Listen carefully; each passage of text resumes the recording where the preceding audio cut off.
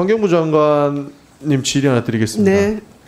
아까 뭐 우리 존경하는 이학원 의원님 질의에 지속적으로 국민 건강이 최우선이다라고 하는데 국민 건강이 최우선이면 후쿠시마 뭐 정부에서 얘기하는 처리수 아예 방류 못하게 하는 게 국민 안전의 최우선 아닙니까? 그 방류 부분에 대해서는 그 해양 방류 이 부분에 대해서는 뭐 말씀을 몇 번 드렸는데요. 그러니까요. 어쨌든 국민 건강이 예. 최우선이면은 조금이라도 우려가 있지 않습니까? 그러면 방류 못하게 하는 게 최우선이지. 그거는 말장난에 불과하다. 국제적인 안전 기준에 부합할 경우, 부합하지 않을 경우 무단 방류, 일방적인 방류 이 부분은 반대한다. 그 부분에 대해서는 계속 그러니까 후쿠시마 오염수 방류 뭐 어쩔 수 없다라고 말씀하시는 것 같은데 우리나라 이익이 하나도 없지 않습니까? 어쩔 수 없는 부분이 아니라 그러니까 이익이 하나도 없잖아요. 우리가 얻는 게 뭡니까? 저 사람들 방류하는 거 둔다고 해서. 그 부분은 지금 국제적으로 지금 처리하는 그런 방법이지 않습니까? 그래서 그 해양 방류를 하기로 제가 파악하기로는 지난 정부에서도 해양 방류를 결정한 것으로 결정에 대한 부분에 대해서 국제적인 안전 기준을 충족한다라고 하면 할 수 있다 하는 그런 식으로 그러니까 지금 대응이 전혀 환경부에서 안 되고 있는 것 같은데 계속 뭐 질의 들어오는 거에 주무부처에 전달하겠다라고 하시는데 한일 후쿠시마 오염수 추가 실무협의 이런 데 안 들어가십니까? 실무협의 들어갔죠. 들어갔습니까? 지금 보면은 실무협의 같은 경우 TF가 구성이 되어 있는데요. 22년 지금 2022년 8월 이후에 보면 이제 여러 부처가 있습니다만 그러니까 직접적으로 어저께 마지막 한일 후쿠시마 오염수 추가 실무 협의가 있던 걸로 알고 있거든요. 어제 참여하셨습니까?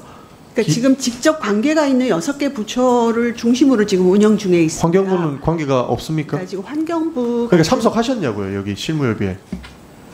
실무 협의에 참석은 하지 않았습니다. 그러니까 환경부는 주무부처가 아닙니까? 지금 6개 TF 중에서 6개 주무부처가 있는데요. 거기에는 환경부는 안 들어갑니까? 그러니까 뭐가 지금 잘못된 건지도 몰라요. 지금 방사능 오염 얘기하는 거지 않습니까?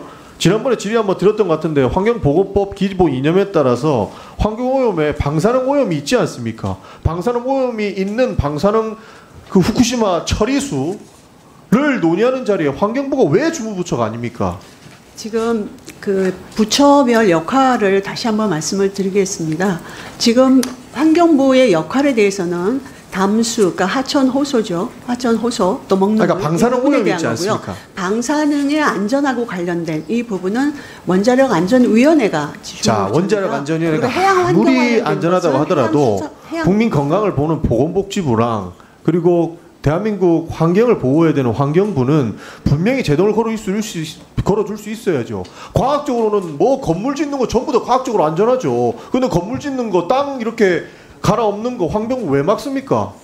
환경을 지키기 위해서 막는 거잖아요. 근데 이건 방사능 오염이 있을 수 있으니까 환경부에서 제동을 걸어줄 수 있는 부처인데 그거 다 싹 무시하고 우리는 그 방사능 오염과 관련돼서는 문제 없다라고 이야기하는 거는 법의 기본 원칙도 위반하고 있는 거고 무엇이 문제인지 기본적으로 아니죠. 인지도 못하고 있는 거라고 생각합니다. 법에 따라서 지금 하고 있는 거고요. 정부 조직법에 따라서 다 역할과 임무를 수행을 잘 하고 있는 그러니까 겁니다. 뭐가 문제인지도 모른다고 볼 수밖에 없는 상황이고요. 문제가 1분만 더 쓰겠습니다.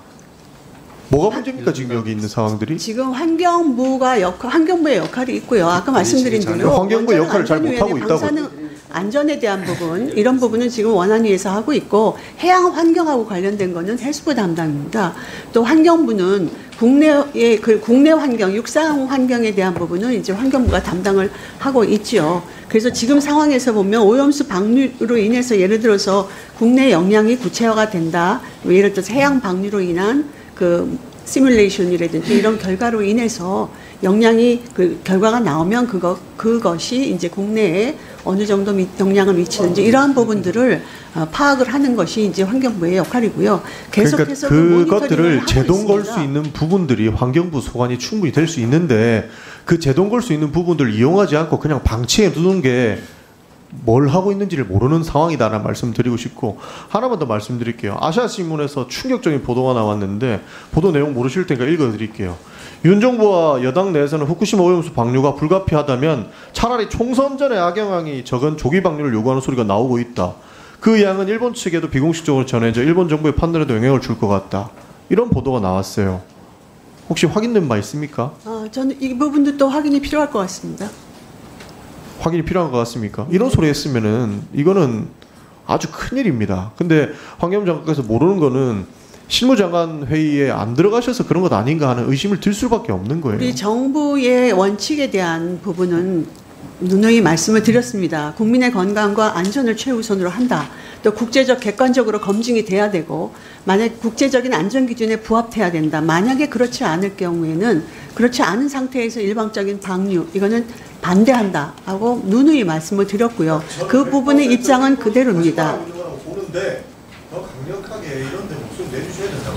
방류하는 거 그냥 둬서는 안 된다고. 네. 말씀하시죠. 네, 아까 말씀드렸습니다. 방류에 대한 부분의 원칙은 지금 가지고 있고 또 그 부분에 대해서는 입장은 여전합니다. 국민의 건강과 안전을 최우선으로 한다 하는 원칙 그리고 국민들께서도 그 부분에 대해서는 우리 정부의 그런 원칙을 신뢰를 해주시면 좋겠습니다.